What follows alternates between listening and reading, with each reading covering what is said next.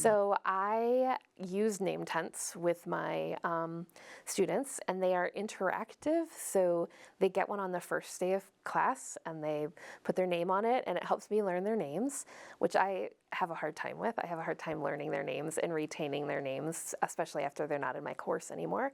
But it's interactive because at the inside of the name tent, there's a little chart and a little table, and every day at the end of the class, they write me a little note, and then I write back to them. And so it is a one-to-one check-in with every student every class period. And sometimes their notes are just, I was here. So it's also an attendance aid because at the end of the class period, I can tell who was there and who wasn't by who has a note in their name tent. So that, from a logistics standpoint, that makes my life a lot easier. If there's ever a debate about whether or not they were in class on a certain day, I can go back and look at the name tent and see a note and know that they were there. But it also just lets me see how they felt about the lesson. So I was really engaged today, or I was really tired this morning and I had trouble paying attention, or I have a question about I didn't understand that last problem we did with the fractions. Can we go over that again at the beginning of the next class?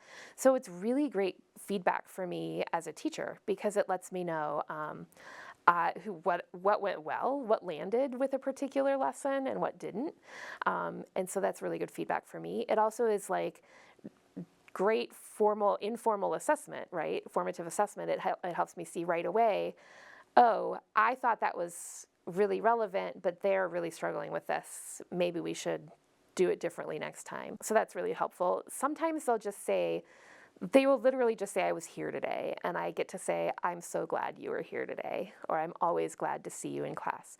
Sometimes they will say, I got a new cat this weekend and I've named it Mittens. And so then I get to ask them questions about their cat, or they'll tell me about their progress on the rowing team and how they did over the weekend, or that they got accepted to grad school, or they're about to start their internship, or they'll recommend a song.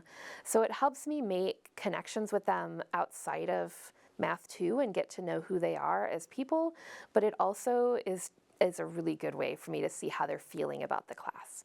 I've definitely had students where I read something in a name tent, and right after I go to my computer and I send them an email and say, hey, here's the number for the counseling center. I know you know that it's available to you, but here's the phone number. Maybe you should call them today. Or I will let them know about the DAC if they think maybe they need accommodations and they're not sure how to get started. So sometimes it's really critical stuff, and other times it's just, tell me what color your cat Mittens' paws are. So sometimes it's just fun, and other times it's really important. But I think the fun stuff is important too. And so they make me a better person. When I learn about the music they listen to and the challenges they face as maybe minoritized students or as queer students or whatever challenges they're facing, when they share that stuff with me, that's a privilege and an honor that they choose to share that with me, and it makes me a better person and a better human and not just a better teacher.